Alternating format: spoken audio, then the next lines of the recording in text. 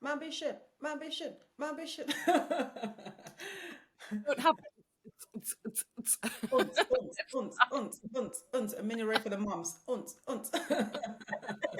Welcome back, guys. Yeah. Hi everyone, it's Alex. Ah, And come on, you have to and say your name. Tiffany. Hi everybody. We've got a fab guest for you Hello. today, so we're really excited about this. We've been fans of Grace Carter for a while. We met her on, where else? LinkedIn. She's a dynamic entrepreneur, and I think you've described yourself as a compulsive entrepreneur, which I really liked. A visionary leader and mum of two. Renowned for her innovative approach to business and her steadfast commitment to empowering women and advocating for gender equality. With over a decade of experience in brand development and strategic consultancy, she's got an English master's degree with distinction and formative Oh, girl. experience at British Vogue. Grace has established herself as a trailblazer in her field, having built and led her own brand agency, Afra, since 2015. Grace has since expanded into ownership of a range of brands housed under the Metamorphose Group. This venture curates a varied collection of brands that intertwine creativity, storytelling, purpose, and passion to ignite growth, foster innovation, encourage collaboration to shape a brighter world. Hello, Grace. Hello. What a lovely introduction. It doesn't sound like me at all. It sounds like the sort of thing I want my mum to hear, though, to be like, look what Alex is. Mommy, I made it. Everyone says that, though, don't they, Tiffany? Yeah, Some people definitely. really don't like hearing the intro about themselves. I think it's just such big words, you know, and like trailblazer and things like that. I'm like, oh, really? Am I? Like, it just Oh, feels like I'm just doing my day-to-day thing. But yeah, it's nice to be appreciated in that way. Thank you. love it. That's what we do at Ambition. We just, gas up our audience. I mean, so we'll get started then. I think I really enjoyed our introduction.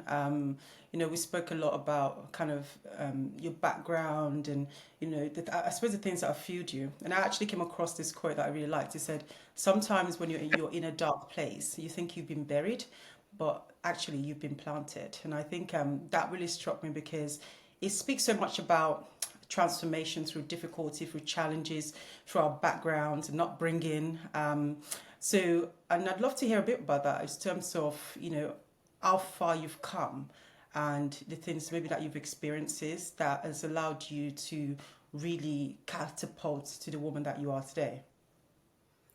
Yeah. Where do I begin? Firstly, I love that quote. That was beautiful quote. And I've actually, the one that I always had in my head was told to me by someone a few years ago was there are seasons to sow and seasons to grow. And so in the harder seasons, I always think of it as like planting the seeds. And then I'm kind of always waiting for that harvest to come, but also aware that I might have gone from having an allotment to having a farmyard and, having acres of land. So actually what I'm harvesting might change. So in terms of the journey, I mean, as you sort of mentioned in the introduction, so I was a very academic person. So I did my undergrad, I did my postgrad, both of which were in English. At the time, everyone was like, what are you going to do with English? Like, what jobs does English lead to? Like, are you going to be a teacher? Because that was the only thing in people's imagination that I could be or do. Um, oh, did you hear I've got all my LinkedIn tabs are going to. We didn't hear it. Okay. I'm afraid I'm one of those people with a million tabs open, so they will occasionally ping. Anyway, so yes, I was at university, and everyone's kind of focus was a bit sort of like, where are you going to go? But for me, I was really clear that I wanted to be a journalist. So I did a lot of internships in various different publications. And I was always driven by this desire to change the status quo for women. And so I did my dissertation on the progression in women's journalism of women's equality and the way that women are spoken about and to, starting from the Victorians through to modern day. And I did lots of internships with the hope that I could go into journalism and have this kind of progressive conversation through my writing. But it became quite apparent, actually, through my dissertation, it became apparent that actually women were less empowered than they were back in sort of the suffragette days, which doesn't make sense in the sense that we're told that we're so empowered and like, isn't this amazing? But the conclusion of my dissertation was otherwise. And I kind of had that experience when I then went into working in journalism, and definitely found that advertisers ruled the day. You know, it was in their best interest for women to not like themselves and not feel good about themselves because that sold products. So I kind of came out of that feeling very disillusioned and not really sure what to do next, and went on a kind of journey of discovery in terms of my career. And I worked for 4 years for a contributing editor to British Vogue, who was becoming an influencer in the wellbeing space. And she wrote a book, and she had TV appearances, and she did talks at Facebook and Goldman Sachs, and I learned absolutely everything from her. She was the most amazing role model. And when she moved back to America, I was made redundant. And at that moment, I knew I wanted to start a family. So, I didn't want to commute into London anymore. And I thought, what better thing to do when you want to start a family and you've just bought a new house than set up a business, which just shows my naivety, if nothing else, of what that would entail. And again, I don't think I had any grand plans of what that looked like, which, to be honest, meant that I had a number of years probably ending up getting quite lost. And then it was, I had 2 children in that time. I had 4 miscarriages. I had the pandemic. So there was a lot of things that were kind of impacting those years. And also, I was very young. I started out when I was 25, 26, and was very much, I guess, aware that I was dealing with much older men as clients who, in a number of cases, were very sexist to me. And so it was kind of hard because I had to really push down who I was, and the kind of person I wanted to be wasn't really part of the equation. It was more like, how am I going to make money? Like, how do I grow this business when I've got people's livelihoods dependent on me? It's not about me, it's about just making this work. But it led me to a place where I was really unhappy and really struggling to find purpose in my work and my life. And after I had my second daughter, I ended up being diagnosed with depression. And it was a real kind of turning point for me. I had them referring me to the crisis team. I was put on antidepressants. Like, my work was in a really bad place from having a baby. Like, the business had really suffered as a result. And I just really went away and thought, what do I do? How do I change this? Like, what do I need to do to make myself fall back in love with my life? And that was then everything that came after that. And that became evolving Afra out into having the Metamorphose group, building out campaigns and brands that were the changes that I felt were needed. I felt up until that point like I'd been knocking on a lot of doors, pitching a lot of campaigns to brands, and just kind of getting ignored. And it's quite easy to feel very disempowered and feel as though in those moments, like, actually people don't want to hear about those things, and that's why you're getting told no. But actually, I kind of had this moment where I thought, is it that I'm pitching the wrong things, or are these people just not comfortable or confident enough to have these conversations in a way that I am? And so I thought, actually, maybe I need to be the one that goes first, and I need to make that jump before others. And by showing them what I believe the world could look like, they will see what I'm talking about and will follow.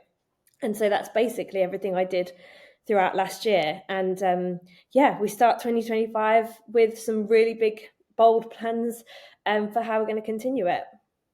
Wow. That's super exciting. I mean, I think when we were talking the other day, Grace, I was saying I feel tired just thinking about some of it. But you were talking about the kind of need to not put your real self out there in order to achieve the business. And where do you think you've come to with that? Do you feel like you're in a place now where being yourself and sort of putting the way you want to live life and the way you see life out there, do you see that as a positive now and a real kind of hallmark of your brand almost? Oh, 100%. I always I feel a bit uncomfortable when people talk about personal branding and like building a personal brand, because I've never seen it as something that I've actively sought to do. I don't see myself as a brand or as someone who has contrived a certain personality that suits, the way I am. I am literally myself. And I think I was, it's interesting because I was really bullied when I was at school, like really badly bullied, and it for years hampered my self-esteem. And so the idea of being 100% authentically myself, being really vulnerable online, filled me with utter like fear for a number of years, because I didn't want to expose myself like that. And I think the change for me was that as soon as I had started taking the antidepressants, which really masked a lot of my anxieties, and kind of took away that fear in my brain, maybe rightly or wrongly, suddenly I was like, okay, well, what if I do say these things? And I'd kind of hit rock bottom in my kind of sense of career and business. So it was a bit like, what have I got to lose? And so I just started being myself, and I just started writing all the random musings of my mind on LinkedIn, and the topics that I've covered have been broad. I've written about my periods, I've written about my childbirths, I've written about What about your BJJ this morning? yes, this morning's conversation about vaginas with my daughter. Like we have literally covered it all. There's not a lot I don't think I've said. And actually, like, I think by seeing the audience grow so significantly in doing so, I went from like maybe 2,000 followers, maybe even less, through to over 18,000 today in the space of a year. It kind of really validated that actually people wanted and liked to hear this. And I was kind of going to sales calls or conversations to do work, and people immediately had got a sense that they knew who I was as a person. And I think actually that was so powerful, because we, as humans, we want to buy from humans, want to work with humans, and the more that we trust people, the better. So I think I can only say it's been a blessing to have learnt who I really am.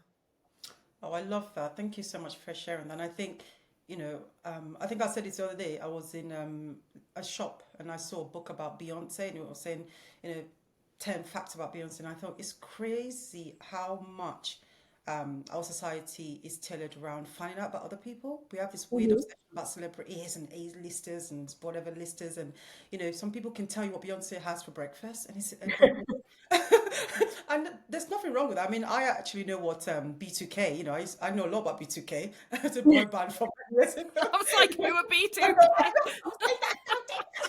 But it goes to show just how much emphasis we put on finding out about other people, but we don't put Mm. as much time into ourselves. And imagine if we could just sit down and find out something about ourselves, what we would discover. And like you said, the journey we would go on. And I love what you said about, how building a brand is about being yourself, because I think people want to see the real you, right? The struggles, the real stuff. And I think especially with mothers, especially the mothers who are listening, we've spoken to a few other people. Like, I don't know if you know Kendra Pennington. She's Mhm. Yeah. being herself is also what helped build a brand. And I think that's really hard for women to do sometimes, because we do kind of have this tendency to maybe people please, or to hide, or to kind of not be sure about, finding ourselves. So I'd love to know, like, if you could maybe step by step kind of talk me through the things that helps you to kind of open up, because I think one of the things you said is the advantage, that realizing that people connect with real people, right? Mm. Would you have any more advice about, maybe less about overthinking, that you would give to anyone who also wants to build a brand? Yeah. Great. I think so. The first thing is really digging into your why. There's a great book about I think it's called the Start with Why. But it's The really great. Simon Sinek So, one. yeah, Simon Sinek book, and he does there's a great YouTube video as well about this, and it's obviously talking about brands, but it relates also to yourself. So that was really the thing that I stepped away and thought about when I was digging into myself, was what is my why, like what's driving me, what are my strengths, what are my weaknesses, what do I have to offer the world that no one else can offer, what are the problems that I can see in the world, and where can I step in and try to fix in utilizing my strengths. So I think part of it is really understanding yourself, and it's not an easy or comfortable exercise to do, especially as a mother, where you've got a million and one priorities and things happening. I think I managed to somehow, and I have no idea how, but I got a bath on my own with no one coming in for an hour, and I just lay there and I just kind of really reflected and brain dumped loads of notes. And I think that was the only way I could really start. And for me, the realization that came out of that was how much I cared about empowering women. And up until that point, although it's been such a huge feminist at university, I'd really lost that sense of my love of empowering women. I'd lost that part of myself because I was trying to please so many men in business, and I just felt like that would be so divisive if I said it. And I remember telling my husband, this is what I think I need to do as the direction, and he was like, oh, I don't know if that's going to work, like you've got some big clients that are male, like is that going to be really off-putting to people? And I understood where he was coming from, but I think there was an element of going, I need to give this a go, because actually what I've been doing hasn't been working, so maybe this will. So I think that's a key part, but I think people can see through anything that's not 100% genuine. So yeah, you can't really do anything until you know yourself. I think secondly, it is about not overthinking it. It's about just writing from the heart. Just half the time the posts that I've written that I've just like bashed out really quickly, not giving much thought to, are the ones that have gone viral, and I'm like, wow, how did that happen? Sometimes people won't see them or won't engage with them, and you have to kind of go, well, it's not the end of the world, like it's a bit frustrating, but I'll try again tomorrow. So I think it's not being disheartened. Like the algorithms do their own thing anyway, so sometimes you'll get exposure and sometimes you won't. I've seen people write really extensive posts as well about their fear of connecting with other people on there. I mean, I am like connect happy. I'm literally like connect. Oh, yes. Like, and then LinkedIn's like, just a reminder, you might be overdoing it. But like, I have no boundaries in that sense. Like, I just think you just have to kind of like go for it. And then the other thing I'd say is that, and this extends into the real world of networking. So I absolutely hated physical networking. Would like get an allergic rash if I ever went to them. I'm an introvert by nature. But what I realized through writing on LinkedIn, so I was starting to get daily messages from women who were saying, this is amazing, like these are my stories and their experiences. And when I read their bios, they were like really high up senior women in really amazing roles. And suddenly I was like, we're all human. Like they're not talking to me about work, I'm not talking to them about work. But then I found that when I was going to pitch meetings with them, with these same sort of seniorities, suddenly I was like, we are all human. Like these people have told me about the really intimate parts of their life, and I stopped kind of worrying about people's job titles or whether I was allowed to talk to them or what they might think of me, and kind of just worked on the basis that as long as I had something of relevance to those people, everything that I wanted to say, if I wanted to say it to them, I could do. So I think I stopped kind of viewing people by job titles as another thing. And then finally, I think part of it in terms of how do women feel comfortable sharing those sides of their lives is that they have to see others doing it. And I think, it's, if you're the only one doing it, it's really scary because it feels like maybe it's not acceptable, it's not the right thing to do. And also, even if you don't share your own personal stories, like engaging with other people's stories so that validates what they're saying, and it encourages others who might feel more confident to come forward because they can see that that's getting engagement. But I think I've definitely noticed that people that have followed me who were more quiet back when I was kind of writing a lot of these things earlier on have then started to feel more confident in sharing their stories. So actually, like, we need to see that representation from women. And I think we're always told as women to put up and shut up. But actually, if we do start to call things out, the amount of people who've said to me, I didn't realize that was actually a bad thing until you said, why is this the case? And now I'm as annoyed about it as you are, So I think it's just that kind of, we've all got to work together to empower all of us to feel we can speak our truth. Yeah, I couldn't agree more. I've just been nodding away while you've been talking there. I think, for me, one of the things about LinkedIn and connecting with people, no matter who they are, when I first started, which is very, very recently, I said to Tiffany, I've started following a few people. And she said, I don't bother with that. I just send them a connection request. And I was like, okay, I'm going to do that. So Basically, I don't follow people. I just send them a connection request. It's But amazing. I was going to say, I do get a little bit insulted when I see they've viewed my profile and then I click on them And then and I they see it's still haven't. pending. I was like, excuse me, like you've seen how amazing I am. Why are you not connecting? Yeah, but I just think That's the about it, like, mentality, isn't it? Yeah. no hard feelings. Like, some people would be like, "Who's this random woman from Newcastle? Why does she want to be friends with? Like, why does she want to connect with me?" That is fine if they don't want to connect with me. No skin off my nose. But it's amazing some of the people who have. Yeah. Like, there's this really cool woman called Cindy Gallop. I don't know if you've come across Yeah. her. She's got like 100,000 followers.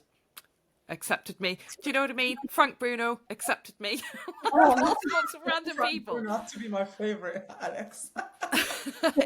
I mean, it's just like, see if Frank wants to connect.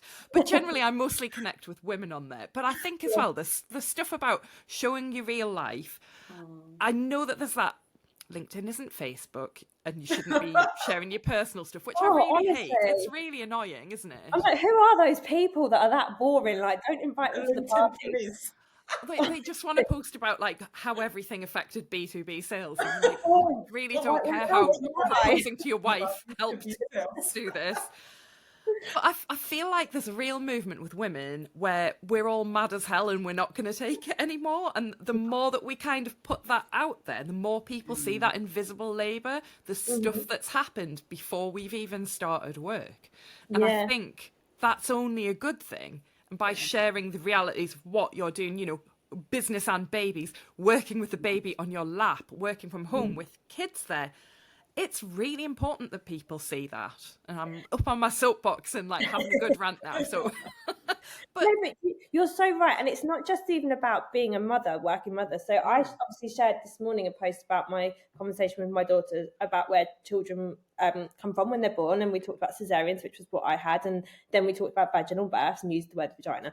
And I'd obviously written this funny post because my daughter thought that I'd said the word vagina as a man walked past, and she laughed to herself and she was like, "Mummy, did you use the word vagina because it would have made that man embarrassed if you said bottom?" And I'm like, "No, because it actually was vagina. Like it doesn't write your bottom." But it made me laugh that she actually thought that I'd censored the word bottoms from him and I'd used the word vagina as a better alternative. your men are definitely so comfortable with the word vagina, aren't they? Oh my god! Honestly, this guy Would looked at me prefer as that he all got day back. long. He was like, "What are you two talking about?" But the thing that was really interesting. So I shared that story on LinkedIn, and somebody wrote underneath it, a woman, that she had. So I was talking about the censorship around the words online, and she wrote that she had been trying to find a community because she was due to have a hysterectomy, and she wanted to find real life women's stories to connect with and understand their experience, and she couldn't find anything, and she was really struggling to find that sense of connection with people. And I think that for me is the kind of the word connection is the thing that, whether it's about the female body and our experiences through that, or whether it's about being a working parent, is that we desperately seek connection as humans, and we want to find people that we can relate to, who we can say, "Oh my gosh, this is so hard, like how are you going through this?" And sometimes people's response is like, "I'm not." And that's what you want to hear a lot of the time, is just validation that you're not alone in this experience. And I think that for me, Business and Babies, which was my started as a campaign but has become also a community, was born out of this sense of like, I don't know anyone that I can talk to, and I just want to talk to people that are in my situation. And I think that that's really the ultimate thing that comes out of talking openly, is that we start to identify our tribe in that sense. You start to find like, okay, like you're talking about being a working mum and I'm a working mum, great, like I'm going to kind of lean into your content because I can relate to this, but also hearing from perspectives that aren't our own, that allow us to learn and educate ourselves about how others might be feeling. So I posted on last Friday about nursery fees and posted a picture of my invoice, and I had people on there that were shocked but who weren't parents, and they were saying, "Wow, I had no idea how bad it was." So again, it's like it broadens that conversation beyond just those who are affected, and I think that's so important. I Yeah, I think mean, it oh, is. go Oh, ahead, sorry, Tiffany. Alex, Yeah. no, come on to I'm doing my best to not interrupt get today. back, Alex. Get back. My turn. I think no, no, but I think I'm so grateful because I think I can't imagine how previous generations like managed with motherhood. Obviously, it has a good and bad sides, right? Where in terms of comparison, that can be difficult because everyone shares so much now. We're now we've got a front seat to everyone's success and victories as well as our own kind of failures. So, but at the same time, I don't know how women kind of managed all this without and nobody not knowing what they were juggling because it's insane to me.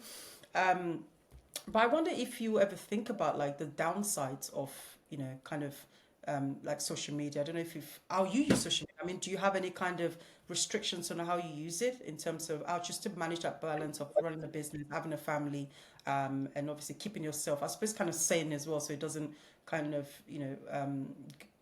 impact your life in a negative way. Is there something you think about or have a approach on? Um, I mean, if you ask my husband, he would say the downside is that I'm always on it, and he's constantly like, "It's not work, it's social media. Like, get off it." I'm like, "No, it is work. Like, I'm genuinely getting leads coming through this, like this. I'm talking to people about work." But I think he just sees it as like me just having a little jolly, chatting about my life. Um, so yeah, I think that's one downside. I mean, I think it's hard. I've had a relatively good experience with it. I haven't had people really trolling me. I've had a few men proposition me through it, which I mean, it's eye opening, I guess, into like what's going on from a gendered like online use point of view. But I sort of don't get too affected by that either. Like I just think, be gone with you, like Yeah. you're just low life scum. But I mean, yeah, I've only had one post that's gone particularly negative, and even that was very 50-50 in the direction it went. um I've often wondered whether I'm doing the right thing by sharing my children's pictures and lives on social media. And I think it's really hard. I sat with my husband when I first started doing it and we spoke about it. And I said, how do you feel about me doing this? Because um, I'm really aware and conscious that I'm opening up our lives and their identities online. I try not to ever use their names, but I'm really conscious of the fact that I'm doing that. And, I've got 18,000 people potentially seeing those pictures. So it's not like a small amount either. And I don't know what the right thing is the answer. I chose to do it because they are so much part of my story, and it would be really, really hard to build that connection and that authenticity if I didn't. And I kind of look at it as being like other, when you have other people who have shared their children in their social media, like Lad Baby and Lad Mum, for example, like, they their kids are very much present in it. So I sort of felt a bit more confident in that sense. But at the same time, someone messaged me on LinkedIn the other day who'd recognized me on the school run, which is somewhat scary because then you're like, actually, people might recognize me and all my children out and about. And so I think, I'm really careful not to use any sort of identifying features in terms of like schools or locations. But yeah, I think we're naturally very conscious of these things. I think I've also one thing I'd say I guess I've mitigated some of the downsides in that I had a post some years, well, like probably back end of last year, the year before, but I put a picture of myself up as part of the content, and I had a few men that were like, "Oh, you've just put a selfie of yourself. That's going to get the attraction and the comments and rah rah rah," and it wasn't very nice because I was like, "Well, no, actually, I've written a good post," but I'm very conscious now not to try and just put pictures of myself. Like if I only do it if they genuinely relate, but I try to put more natural pictures so it doesn't look forced and staged. So yeah, I guess I've by doing that kind of curbed some of those kind of commentary that I would have got in the past. Do you ever think about like what about from a business perspective? Do you ever Mm. like compare yourself to anyone, or is this something that you're quite good at managing? Do you see what I mean in terms of using social media as a business owner? It's obviously seen other business owners and everyone talking about their successes. I wonder if you ever think about like, does that ever affect you or not? Because I know it's not everyone would affect it negatively, right? Because we all have our ways of handling things. Um, I think I definitely compare myself. I think I have a fear of what if I do all of this kind of campaigning and then I don't actually get to the point where I'm able to lead the charge, so to speak. You know, like someone might swoop in and like go and take over this kind of big campaign, and suddenly I've like disappeared into the background. Like I really want to be able to maintain that front runner kind of feeling with the campaigns that I'm running. So I think that was possibly like, and that's being really open and honest about that fear, because I think it's, some people probably wouldn't admit that, but I think, you know, I think that's one of the hard things. You want people to join the conversation, but you also want to make sure that your voice is still heard in that conversation. But yeah, I don't know. I Okay. think I don't think yeah. I don't think every theme is prevalent in everybody's story. But I know personally for me, it's something I struggle with, which is why I don't use Instagram. Like Mm. I genuinely like struggle with like Instagram, for example, because I don't know what it is. I just have this sense of like I can't live my life like seeing what other people are up to. It really bothers me. So I don't know. That's Mm. just my kind of maybe makeup in some way, right? But LinkedIn, I'm quite okay with in terms of because it's got that professional element to it where you are building your career, you can build a brand in a professional way. But I know some I people are on think Instagram and they use it well and they don't care and they get on with their lives. But maybe it's just a personal thing.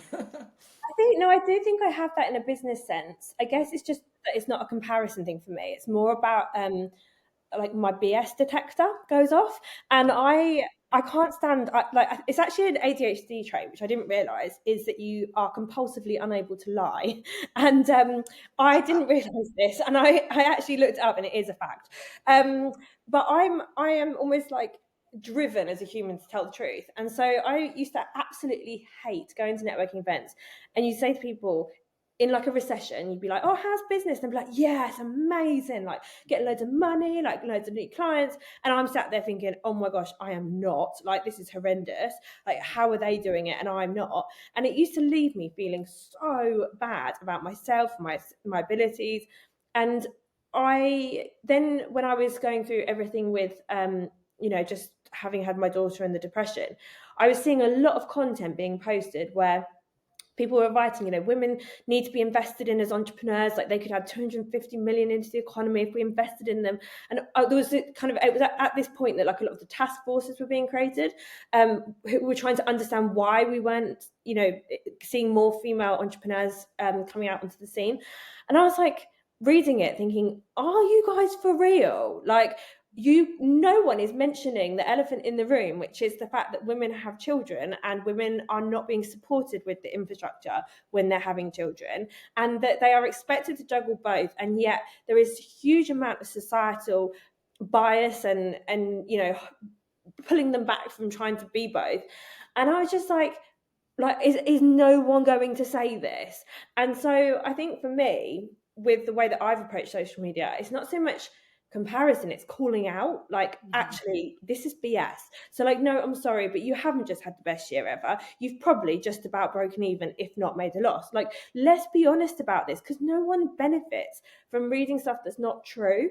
So, and I kind of had this thing as well with you know, I've got two daughters, and I thought I cannot advocate for my daughters or any, you know, my nieces, any young girls, that entrepreneurialism is a good career choice if they have to go through the mental health problems I've had to go through in order to do so. Like, that's not, it's not responsible. And I don't want other women to feel like absolute crap because of me spouting out stuff that's not true. And I think I'd always, you know, I live in a really nice house, I drive a nice car, I go on nice holidays. And I think if I was to present just that side of myself, people probably would get the wrong impression and they think that I've got it really easy. But actually, I live a very different experience of that life. And I just thought, I can't have people, I don't want to make people feel bad. I want them to see the reality and what it's taken to get to that point. But also because when I didn't show that side of myself, when I just showed kind of the glitzy side, I found it that people didn't want to give me compassion when I really needed it. Like, I found it really hard to get compassion. And I Think needed like, compassion. oh, boo hoo, like you've Yeah. got it so tough, kind of Yeah. thing. And I was like, I need your love and support right now. Like, give me love. But they didn't want to. And I thought, I need to show my real self, because that's the only way people are going to be able to empathize with me. And that's not to say I have it tough. You know, some people go through a hell of a lot worse. But I think if we want people to understand our need for certain things, then we need to explain and show why. And so, yeah, for me, I think that's kind of my driver. You know, the stuff you were saying there about like the BS detector, and I think some of it's like that competitive busyness that people have, like, oh, I'm just so busy, got meetings back to back, blah blah blah blah blah. You know, the kind of stuff that people say, and you sometimes feel yourself like, oh yeah, me too, like getting sucked into it, even though like you don't need to do that or compete. And I think when we talked the other day, you talked about like the sacrifice that it's taken to get where you are, that like, yes, you're in a great position now with a nice house and like material things, but you're saying Yeah. actually that's not that important to you, that the kind of drivers for you are the business success, and that's part of your self-esteem and your motivation, and that you enjoy that, and that there's sacrifice in terms of your social life and things like that. And I think showing it really boldly on social media does really help people, because like you say, there are a lot of sacrifices to having a business. And I think you talked about business and babies, how that is there as kind of a community. What did you call it? Like a campaign as well. But one thing that I've been really struck by is the stuff about maternity leave and how hard that Mm, is for people who are self-employed. And I wondered mm, if you'd touch on that a little bit, because that's clearly something you're really passionate about. And it's not just the lack of maternity leave for self-employed people. It's the stuff that all women are going through that you're talking about with the, why aren't there more female entrepreneurs? Well, mm. there's an elephant in the room, isn't there? And there's the structural things that stop women from being able to do that. So let's talk about some of this stuff a bit more. Do you know what? I will, but I'm going to go back to the first point you made about the busyness thing, just because I have a good anecdote about that, of how much I've changed in that. So I was that person. I was like busy, busy, busy. Like, I need to have back-to-back meetings, like constant on the go. And then recently, I was laying in the bath at 10:30 on the Friday morning. Kids are both at school and nursery, and I'm scrolling LinkedIn, and I'm like, is this what my work from anywhere policy meant when I'm like on LinkedIn, sitting in the bath halfway through the working day?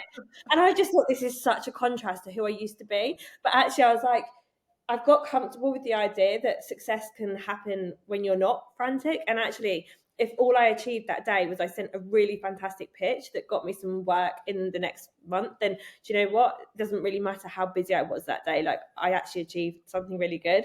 So yeah, just to your point there, I've come a long way with my mindset on that. Going back to your question about maternity leave, or lack of, should I say?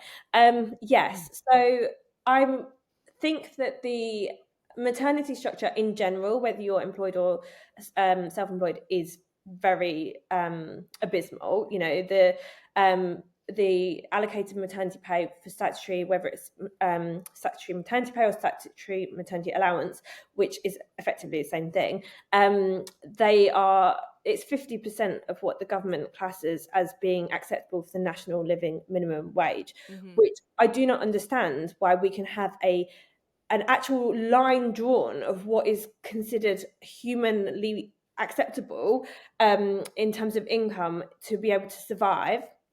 And then we have maternity pay is 50% less than that. Like, I'm sorry, but Yeah, it how are doesn't we make supposed sense to at all. survive? Like, you know, like how we're actually bringing life into this world. We are increasing our need for support. Like, I don't understand Oh, that. but we're just sitting around having coffees and like chilling with our well-behaved babies who sleep, though, aren't we? Like, Yeah, I that's what's know. happening on maternity leave. I know, and like, you know, nappies don't cost £4,000 when you go and buy them, and like milk's not £10,000. Like, yeah, it's. I just think it's completely wrong, and it really does explain or indicate what the government's perception is of women and women during that time. I know dads, you know, sometimes step in and do it as paternity leave, and you know there are separate campaigns around how lacking the paternity leave policies are for dads, which I wholeheartedly support. So you know, we're starting at a point in general, where it's really, really bad. But then you kind of add the self-employed aspect onto it. Now, when you're employed, although we're talking about this terrible package, you are entitled to it. And when you take it, there is a expectation that you will not be bothered by that, employment during that time. You will not, you won't carry that stress. I accept that there's also the stress of returning to work and whether your job will still exist, which Pregnant Then Screwed is very much campaigning for. But you're able to have that time with your child to recover, and the responsibilities aren't on your shoulders. And that's what I saw a lot of my friends going through. Whereas what I was going through was that I had a huge amount of responsibility in the business. I had a team. I had a huge amount of overheads to cover. Like, my bills didn't just stop because I'd had a baby. Like, the tax man didn't stop knocking because I'd had a baby. Like, all of my responsibilities were going to continue. And even if I did, and I really did spend that whole year working towards the idea of having maternity leave. I really wanted to spend that precious time with my baby. But actually, with even the best intentions, you cannot control life in that way. You can't control when the baby's born. So if they're premature, like, that will derail any plans. And you can't control what's going to happen in a live business with live humans working in it. And, you can only do what you can do in that lead up. And I think it really struck me the second time round that just how bad it was. So, my accountant was basically like, you can take your statutory maternity allowance. She actually only applied for 6 months, which was, I can take up to 9 months, but it equated to roughly about £4,500 for 6 months. That was for me to live off. And I remember just seeing that check coming in and just thinking, that is nuts. Like, I am meant to be bringing in like £40,000 per month for this business, and somehow that's supposed to cover my impact and like what I need as a human. So, like, not only does that not cover me personally, but it doesn't cover me professionally either. Mm-hmm. And the government mandates, in order to have that measly amount of money, what I have to then do is completely take myself out the business. I cannot do anything in the business for those 6 months, apart from having 10 keeping in touch days.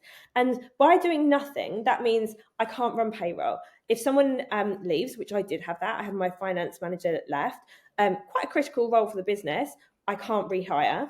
I can't do any one-to-ones or performance management or any reviews. If I have a big pitch meeting, which I'm always in those, can't pitch for new work to bring in or generate sales.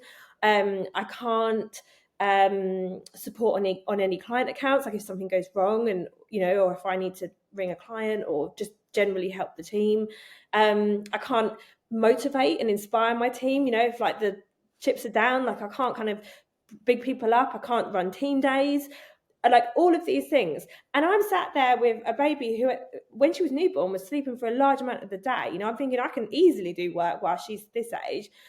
And I just don't understand how the government thinks that any business whose, leader is going to go through all of that and take them. I don't know how they think that's going to survive. Like, it is complete business suicide to any business, male or female. If you took that key person out for 6 months or 9 months, and so then I kind of realized, well, the alternative then that they're suggesting, if they recognize that you can't take yourself out, is that you don't take anything. You get no financial support, like zero. And I thought, so not only are we saying that like we're 50% less than the national living wage, now we're saying we're actually like we're gonna, like, these people can live off zero. And I just thought, well, no wonder we've got mental health crisis for women who, in my experience, who was having postnatal depression while trying to run a business and having a baby. And I realised as I started to then dig into it, it's things that I'd always known were the case, but I hadn't really, I guess, championed or questioned out loud.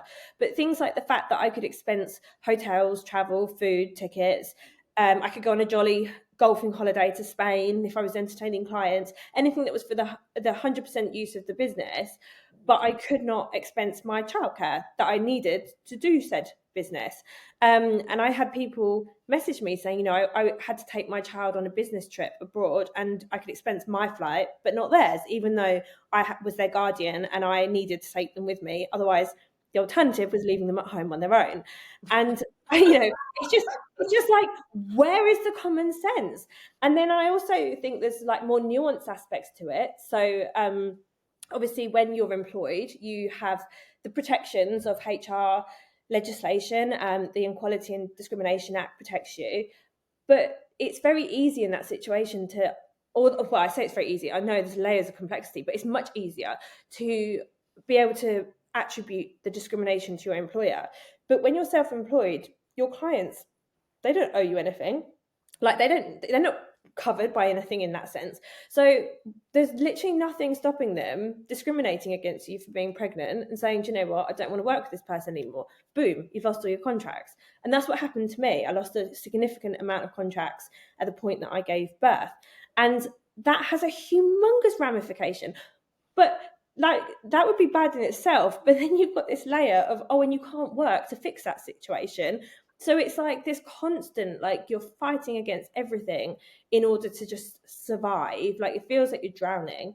And I mean, all of those things are just really not great, but a lot of them have been the case for a long, long time. But then there's new legislation that's come out where if your baby is premature or very poorly in the first month of their life, the government has mandated that maternity leave is extended for employed women, but that hasn't been transferred over to self-employed women. You know, there's nothing in place if you have a miscarriage or baby loss, bereavement, anything like that, stillbirth, which, you know, someone that I know did go through a stillbirth whilst running a business, and there's nothing in place.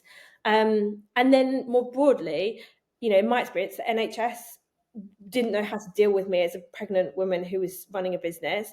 The perinatal mental health team had no idea what to do with me. I actually got a copy of my medical notes by accident once, and I was branded as a workaholic.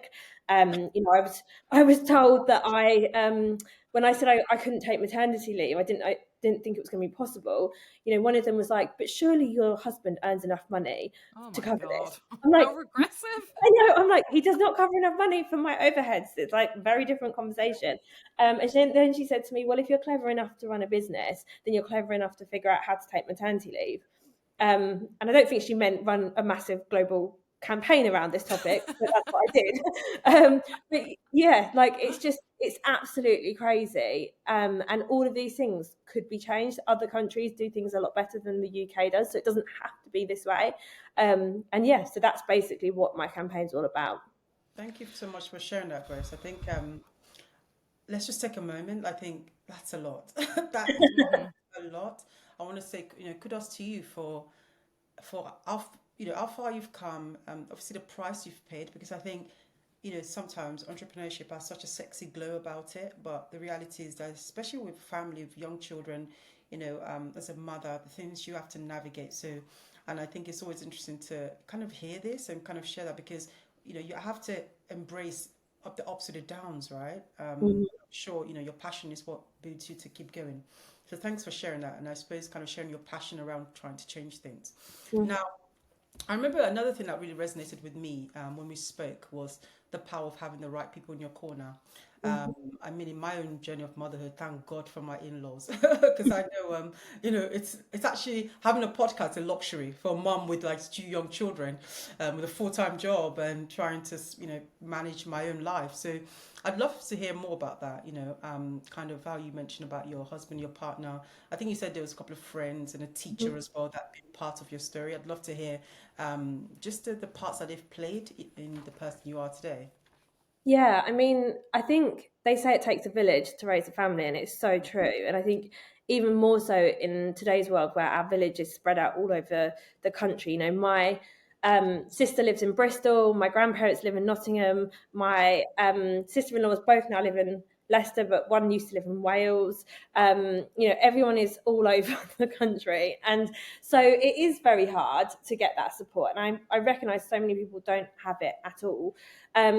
We're very fortunate that we have my mum, who lives about 40 minutes away, and she is like a superhero woman. Like, it's just amazing. You know, she like turns up and she just like, it's like a whirlwind in my house. It's like, woo, like spins around every room. And then you like look around and you're like, oh my gosh, it's all tidy and like the ironing's done. And she's like doing it all with the baby on her hip. And I'm like, how are you doing this? Like, I don't know how you're doing this. And I can only put it down to sleep, that she actually gets to sleep. I'm like, if I had sleep, maybe I'd be like this. But yeah, it's just like incredible to have her support, and I know that we're really, really fortunate for that. I think also my husband has very much, you know, tried to be 50-50 of me wherever possible. Sometimes it's 60-40, you know, sometimes 70-30, but he does really try to be an equal partner with me. And I think in some respects he's never had any choice in that. Like, I've always demanded that of him, and we've been together since I was 17, so he's always known that that's the case and that's how it was going to be. And I think sometimes, you know, a lot of people say, "Oh, my partner doesn't do this, doesn't do that," and I'm like, well, tell them that's the rules, like, of being with you. Like, that's what your boundaries are and what you're willing to accept. And I think I'm very vocal in what I expect out of a partner. So yeah, I think he's been amazing, and you know, his career is very demanding as well. He works in London. He runs a very large national business, so it has been really, really hard trying to balance both of our careers. And you know, it's often felt like I'm a single parent in the morning, because I'm always the one doing the school runs. Like, he leaves to work at 5 o'clock in the morning. You know, it is really hard trying to balance that, and there is no perfect answer. But I think the main thing is that it's the trying, like, it's the both working towards that and trying to communicate what we think the children both need, what we need as individuals. You know, trying to coordinate our diaries so that they line up. So yeah, I'd say, you know, my mum and husband are both very, very integral. You know, my team are amazing. Having their support has been huge. And often lean on them and really talk to them about what I'm trying to navigate to get their input and their advice. And then going back in my life, there's been so many really kind of key role models for me. So like I say, Calgary, Avanzino, who was my boss for 4 years, was a huge role model for me, even down to the body language that she used to use when she was sat in meetings. Like, I still sort of copy that in my own mannerisms, because I'm just like, she had such an air of confidence and just exuded this like real coolness about her, and like everything was just so effortless. You talked about her sunglasses. She always wore sunglasses on her head, like really cool sunglasses. So like, I always, if I'm like, particularly if I'm feeling a bit nervous, I'm like, get the sunglasses out, like stick them on my head. Like, I don't ever wear them, like I actually sunlight, but it's like an accessory thing. So yeah, I definitely think she was a big part of me seeing what a modern woman could be like and look like. And she had kept her own surname when she got married. She had 3 children during the course of her career. One of them she had when I was working with her, and literally she was writing her book at the time, and she'd be writing like chapters of the book while she was in bed with the baby, and then sending them to me. And like, you know, I was very much working with her through that time where she had the baby constantly there, and it really showed me actually like that it was not a barrier whatsoever. You know, she was pumping on shoots when we were doing photo shoots. She, like, the baby was in all of the photos in the book, like he was there. But it just kind of like, she made so many things like just so acceptable that I didn't really question them. So it was almost like, why would you ever think you couldn't do both? Like, you've just seen someone do it, which I think is why it's so important that we do see these things.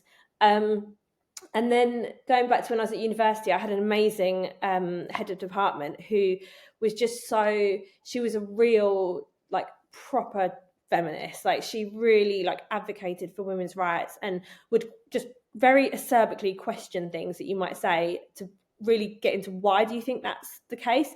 And she used to love like kind of getting the like offensive words. So like the see you next Tuesday word, she would love to tell the story of the history of that word, because she was like, this has been taken away from women's bodies and blah, blah, blah. So it was like, you really like learned the kind of the true depth to a lot of these things that on the surface we might not be aware of. And she, when I was doing my when I got my scholarship to do my master's degree, I said to her, I'm thinking of doing it about journalism. This is my career that I want to go into. And I just always remember her saying to me, like, just indulge in learning. Like, you don't need to do it about journalism. You've got 40 years to build your career. Like, you'll spend your life doing your career. Just like find your love of learning and indulge in a topic that you care about. And her advice always stuck with me about this idea of indulging yourself in learning, which felt very kind of, I guess, selfish in a way, because it was like, I'm just spending a year indulging in what I love. But I actually ended up doing about Renaissance female writers, and one of them was Afra Ben, and obviously I named my agency Afra, and she very much as a person has guided the kind of the spirit and the ethos behind the agency, because she was a real disruptor. She was the first female to write under her own name. She was a spy in France. Like, she was just such a character. And so in a weird way, that year of indulgence actually did relate into my career, just not in a way I ever expected it to. So yeah, I've had some really great role models in my life. I'm off to Google her after this. Honestly, she's incredible. Like, I would love to be able to have met her. And I often think to myself, like, imagine someone in 400 years' time, like, naming their business after you and like talking about you all the time. Like, it just blows my mind. Wow. Yeah, It's that's amazing really how cool. we find inspiration. I always think we find inspiration in so many places. Yeah. It can be even it could be like you could read a fiction and you could find inspiration there. And I think I mean, I remember when I was in school, I had a teacher called Miss Smith. Shout out to Miss Smith. Woof, woof. Yeah, I know. No, seriously, she loved on me so much. I didn't have my mom growing up, and my dad wasn't around a lot. Was busy working, and I remember going to school, and Miss Smith just had so many. She used to say so many nice things about me, and it was just like I remember thinking, like, "Are you all right, Miss?" Like, you know what I mean? I'm just me. But she always said you're very good at writing. She always got me to read my stories out loud in the class. She always told me my hair was lovely because I'd braid my hair myself. I'd sit up when I braided it. She'd be, "Oh, your hair looks really nice." She said, "Read your story to your class. You're so good at writing." And she nurtured that love of writing because I always loved books and reading and words. And because of the words she said back then, it now in this stage of my life, I look back and I was like, I've always had a love of content and writing. Remembering that gave me some sort of confidence. So Yeah. it's amazing where inspiration can come from. I think that's what I'm really aware of with my girls, like, now, is what they're exposed to and what you say to them and what they see. And I think it's really powerful. Like, we were having a conversation at the weekend, and I put a pretty dress out for my daughter to wear, because she always wears like her really rubbish, like, messy clothes all the time, and all the really pretty dresses never get worn. And I was like, oh, I've spent so much money on these, like, please just wear them once. So we were going out, I was like, right, here you go, wear this dress. And she came into my bedroom and she was like, Mummy, I don't want to wear my pretty clothes. And I was like, why not? She's like, I just don't want to be pretty today. And I said, well, you're really beautiful. Like, I can't do anything about that. And she's like, I know, but I don't want to be beautiful today. I was like, I can't change how you look. Like, you are who you are. And it was really lovely that she obviously felt that way naturally. But it turned out that the reason she didn't want to be beautiful that day was because people always stop her when she's out and about to tell her that she's beautiful. And they do. It's all the little old ladies that are like, oh, isn't she so lovely? And she wears really like out there things. So like fully, she's got this sequin bomber jacket. It's like full sequins, the whole thing. So it is a bit drawing attention to oneself. But yeah, she's like, I just don't want people to tell me how beautiful I am. And I was like, well, I can obviously tell them not to, like, don't worry. And it did, in my mind, kind of get me thinking, like, about girls and image and this sense of, like, people, constantly saying about beauty, and there's such a big kind of conversation around that.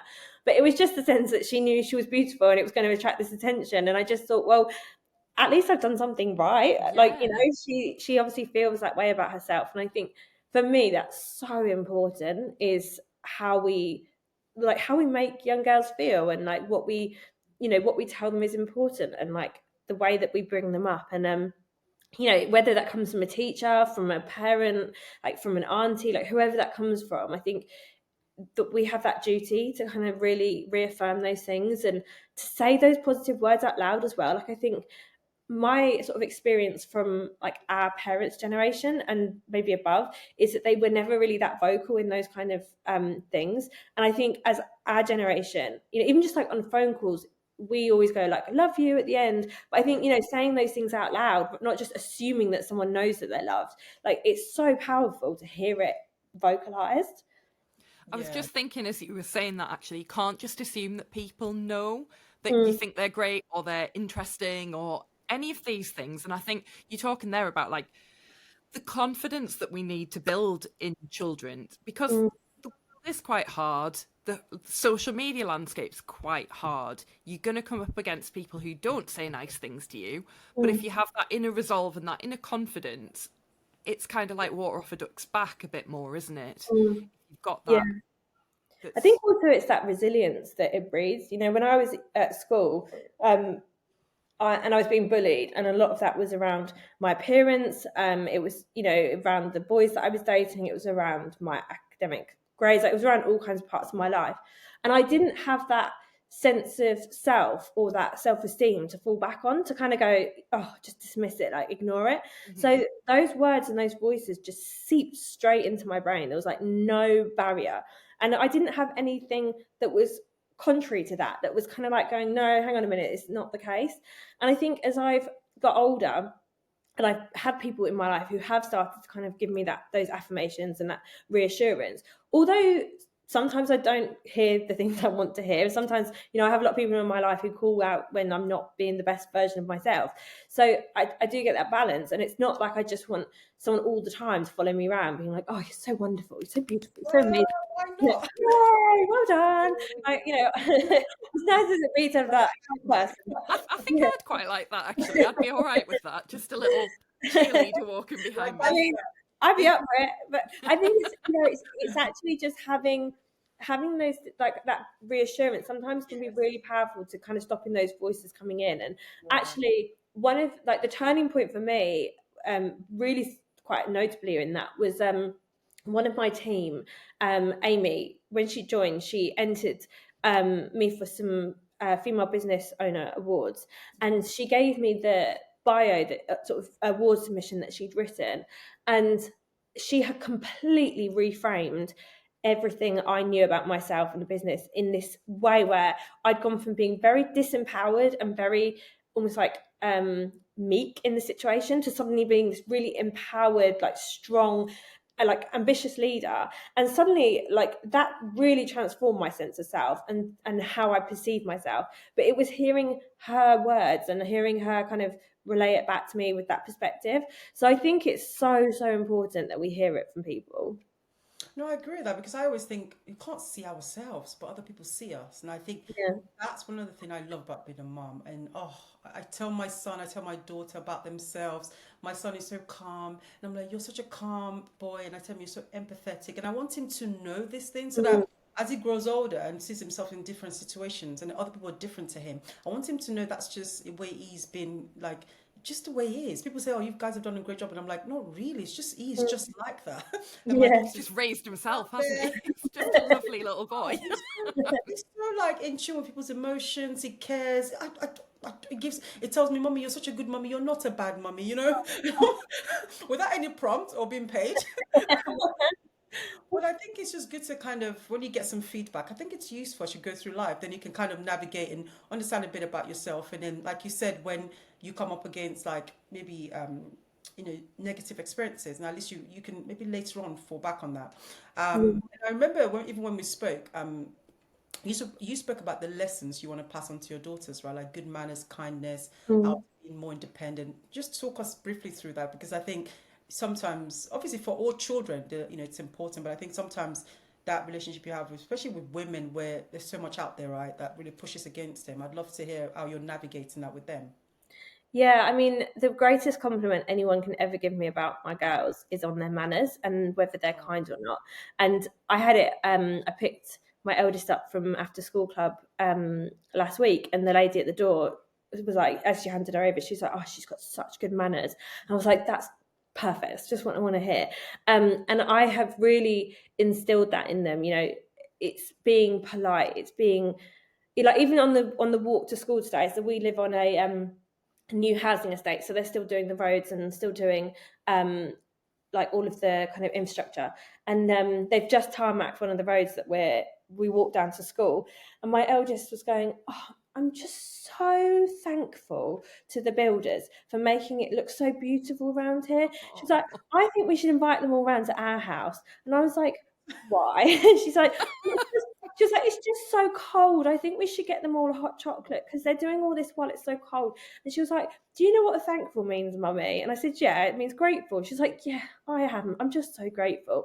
And it's just like, but it's just like that, you know, being aware of others and caring and being thankful to people for what they've done and just recognizing that. Like, to me, that's so powerful. And, you know, obviously, I want her to enjoy learning and to academically thrive. But I think regardless of that, you know, me and my husband had very different routes to our careers. You know, he left school at 16 with no qualifications. I went through up to postgrad level. We've both achieved similar successes in our lives now. So I don't think that is the determiner of someone's success. But what I would say as a kind of common thread, and, you know, although my husband left school at 16, no qualifications, he is so polite, he's well spoken, he's kind, he's a compassionate human. So if I was to say what qualities are going to get you to that level of success, those would be the ones that I would put that emphasis on. So, you know, the baby now, give us something, it's ta, and, like, you know, still kind of constantly reaffirming that need.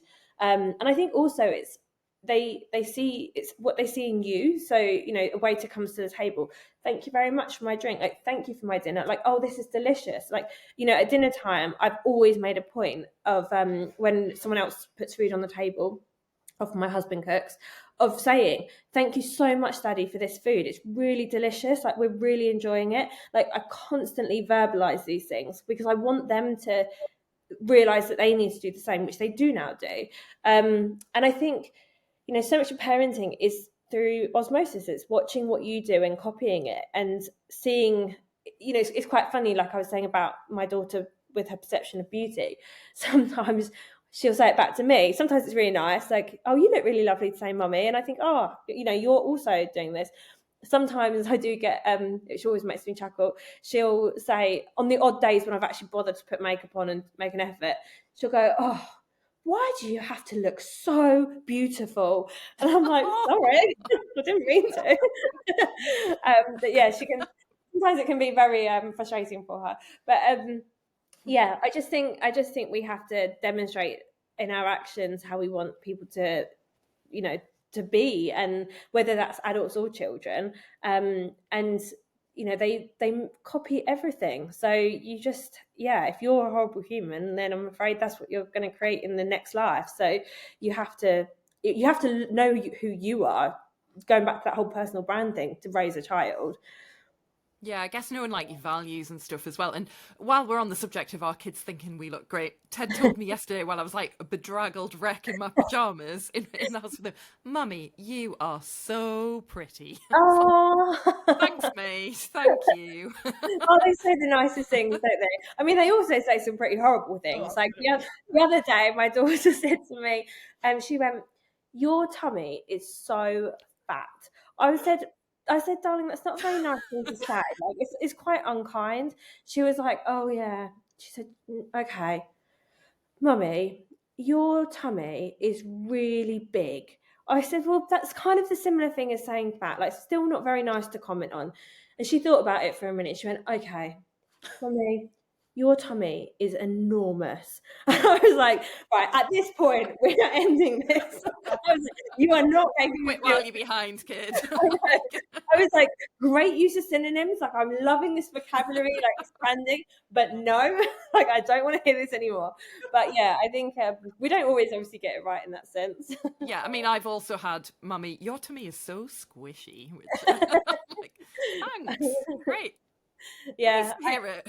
I do, you know what though? I think that's also where we have to embrace things that we might not like about ourselves, because, you know, there was one point last year where I heard my daughter talking about not liking her legs and, you know, not liking bits of her body, and I don't think I openly say these things, so I don't know where she'd got this from, but it did make me really question the conversations around body image. And I think a lot of people have probably said it, she's probably heard people saying it to me more than anything, of like having had a child, like, oh, you've put on weight, and, you know, those kind of things. But actually I was like, I need to say to her, that this is I like my body being like this, or I'm trying to be healthy. Like I want to. It's not about losing weight or being a certain image. And she used to come to the gym with me, and I used to always say that was about becoming strong. And so she always said to me recently, she's like, "You've not been to the gym recently. Like, do you not want to be strong?" And it's not like I don't try to make it around fat or thin or anything like that. It's about like strength and health and how you feel about yourself, because I just don't want her to feel that way. And I think if we have that inner critic, like, it's not, if it's okay for us to have it, then we're saying it's okay for them to have it. So we really have to look at how we address ourselves in order to help them with how they address themselves. Yeah, I totally get that. I was just going to say about the squishy belly thing. I was just like, yeah, it is. It's fine. It is. Child, it's carried a child. It's brought life into the world. It's insane what our body can do, and how you have to really look at it as something that's super useful, right? And and I think also. Oh, sorry. Go ahead. No, I was going to say, I think the thing that I always find really funny and slightly ironic is that when we're pregnant, everyone's like, "Oh, show us your bump photos. Like, let's see how amazingly huge your tummy is." And then as soon as that baby's out, everyone's like, "Nope, you can't look at that tummy. Like, nope, it's a bad thing." Rihanna was going around with like crop tops and a belly out. I loved it. I know, and I'm just like, that's literally just created humans. Like, I look at my kids and I'm like, I grew eyeballs, like I made a tongue, like I made teeth, like bones, like brains. I'm in like absolute wonder at how my body did that when it can't function most days. I'm like, how did I do that? Yeah, no, it's honestly been, I think what we've done, it's incredible. And I wish we would celebrate it more. Just this 100%. idea that, and also you don't have to be perfect to be incredible, you just have to kind of love yourself and keep working on yourself. And I love what you're saying about going to the gym to be strong. I think that's a really good way to teach our girls and daughters and even boys to just focus on how activities shape us in a certain way rather than the vanity of it, where Yeah. that can affect their mental health. So yeah. I put on quite a lot of weight from like pre-children to now, like probably 3 to 4 stone, and my sense of body image has massively impacted me. And one of the things that nearly stopped me from doing the whole on LinkedIn campaigning, business and babies, all of that, was that I did not want my photo taken when I was so much heavier. Like all the pictures I use in all my promo stuff is like 2 years ago, and I was like, I had to really tell myself, actually, you're going to have to accept that there's going to be photos taken of you and you're going to hate how you look in those photos, because it's more important that you do this work than you hold yourself back by worrying about how you look. So, we had the photos came back from the Business and Babies conference, and I looked at them, I was like, I do not like how I look in these pictures. But I was just like, do you know what? It doesn't matter, because the point was I did it and I was there, and what came out my mouth was the most important thing. But I think how we feel about ourselves can really hold us back. And actually, sometimes we've kind of just got to accept that, do you know what? Yeah, I don't love how I look right now compared to my previous self, but I am who I am right now. And actually, I'm really sleep deprived. I'm juggling 2 kids, a business. There's lots going on. At some point in the future, I will get back to that self. If I don't, then so be it. Like, we evolve. That's how we grow as humans. But ultimately, like, I just need to be kind to myself. And right now, this is who I am. And I just need to accept that fact. And as long as I'm healthy in the sense that I'm not in the doctors, like, concerned about my life, then that's fine. Like, that's how we roll for now. Yeah. Yes. Totally on board for that. I'm going to share something that, like, so from my my cousin Maria she's Italian, lives in Italy, and when we went to stay with her a couple of summers ago, my husband, this was like, firstly, we are like so pale compared with all of the bronzed Italians on the beach. Somebody actually said in Italian, and I understood, that I was the whitest woman they'd ever laid eyes on. Oh my gosh. Like lying there, which, probably true. I'm fine with that. But, we're obviously British, bit more repressed, bit more weirded out about like just parading around in clothes on the beach. And Eddie said something about like not feeling that like beach confident or whatever. And Maria looked at him and he said something about how the Italians are all like looking great on the beach and stuff like that. And he was like, we're not models. Like, we're not worrying about that. She basically, when you go there, it is just old nonnas and stuff like that, Yeah. letting it all hang out, absolutely unbothered by how they look on the beach. And I really took that away. And every time now that I go to like a spa or the beach and I think I've put on weight and I'm feeling a bit weird about being in a bikini, I'm like, I'm not there as a model, just there as a person, like living my life. Just, who cares? I'm not judging anyone else. Who cares? I think that's the thing, though, isn't it? It's not judging others, not judging yourself. And I, after having my youngest, have spent the last year kind of maybe unashamedly wearing maternity pants and maternity bras and stretchy joggers and not really caring for myself in that sense. You're just being like, oh, well, I don't like my body, so don't look after it. And I recently went and had a bra fitting and bought myself some correct underwear because my mum was like, you have got to get that sorted. Like, this is not a good look. And so I went and I bought myself some really nice matching underwear for like the first time ever. And I put it on and I thought, I actually feel good about myself. And although I looked in the mirror and I could see things I would change, I kind of realized that just little things that you can do for yourself, even if it's just kind of like, you might not fully love or accept certain parts, but if you do those things and you just kind of go, do you know what, this is the size I am, so I'm going to wear that bikini, I'm going to buy that nice underwear set, like I'm going to do those things because I deserve it. Like I don't need to punish myself just because I'm a bit bigger, that I don't therefore get to have nice things. So I do think there is an element of like you have to just be happy to just be you, like in that sense, like those nonnas on the beach. Yeah. I like that. There's that sense of balance, like appreciating your body's change. This bounce back is toxic, but Yeah. in the version of yourself that you are now, how can you love that self? Yeah, 100%. All right. Well, we could talk to you forever, Grace, because We're really good. Well, I'll calm down because people are like, we don't want a 24-hour podcast, or do you? I mean, I'm happy to break that record. But final question, where can people find you online? Oh, good question. So metamorphosegroup.co.uk is our website for the group, and all of our brands link out from there. The key one that we've discussed today, Business and Babies, is quite literally businessandbabies.co.uk, and has LinkedIn pages, Instagram pages, etc. I am on LinkedIn as Grace Carter. There are other Grace Carters.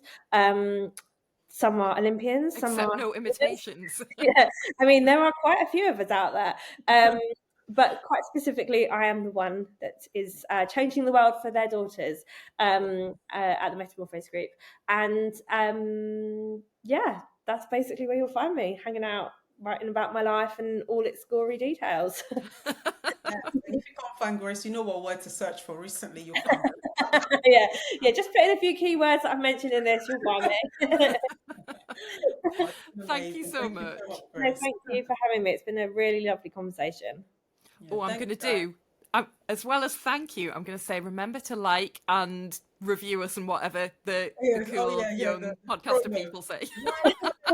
Like and subscribe. Tell your friends. Tell everybody. I mean, I think the fact that I reference LinkedIn and not TikTok does not put me in the bracket of the cool young influencers.